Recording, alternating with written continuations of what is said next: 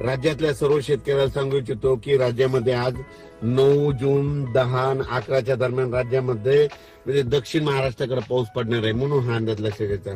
पण राज्यात सांगायचं झालं तर म्हणजे सर्व राज्यात सांगायचं झालं तर 11 जून पासून म्हणजे 11 जून 12 13च्या नंतर राज्यातला पाऊस वाढत जाणार आहे, म्हणून ह्या राज्यातल्या सर्व शेतकऱ्यांना लक्षात घ्यायचं. पूर्व विदर्भ आणि पश्चिम विदर्भातल्या शेतकऱ्याला सांगू इच्छितो की तुमच्या भागाकडे म्हणजे 11च्या नंतर पाऊस 12-13 जूनच्या नंतर तुमच्याकडे पाऊस येणार आहे, म्हणून तुम्ही तुमचा पेरणीचा निर्णय घ्यावा.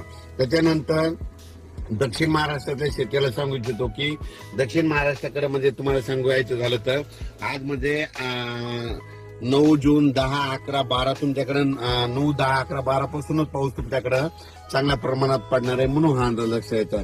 पण राज्यातल्या सर्व शेतकऱ्याला सांगू इच्छितो की त्याच्यानंतर मराठवाड्यातल्या शेतकऱ्याला सांगू इच्छितो की आपल्या म्हणजे मराठवाड्यामध्ये म्हणजे आज आहे 9 जूनला आज तुरळक ठिकाणी थोड्या फार म्हणजे नांदेड लातूर धाराशिवकडे पाऊस पडणार आहे.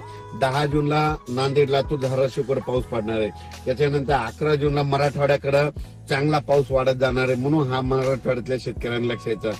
म्हणजे मराठवाड्याकडे 11 जून पासून ते 20 जून दरम्यान चांगला पाऊस पडणार आहे, म्हणून मराठवाड्यातल्या सर्व शेतकऱ्यांनी हा अंदाज लक्षात घ्यायचा. दररोज भाग बदलत बदलत मराठवाड्याकडे पाऊस पडणार आहे, मराठवाड्यामध्ये पडणार आहे, म्हणून हे लक्षात घ्यायचं. पण काय होणार आहे, दररोज वेगवेगळ्या भागात पाऊस पडणार आहे आणि संपूर्ण मराठवाड्याच्या शेतकऱ्याची पेरणी देखील जूनच्या शेवटपर्यंत होऊन जाणार आहे, म्हणून हे अंदाज लक्षात घ्यायचा. त्याच्यानंतर उत्तर महाराष्ट्रातल्या शेतकऱ्याला सांगितलं होतं की तुमच्याकडं म्हणजे 12 जूनच्या नंतर म्हणजे 12 जून 13 पासून ते 20 जून पर्यंत दररोज वेगवेगळ्या भागात पाऊस पडणार आहे, म्हणून उत्तर महाराष्ट्रातल्या शेतकऱ्यांनी हा अंदाज लक्षात घ्यायचा.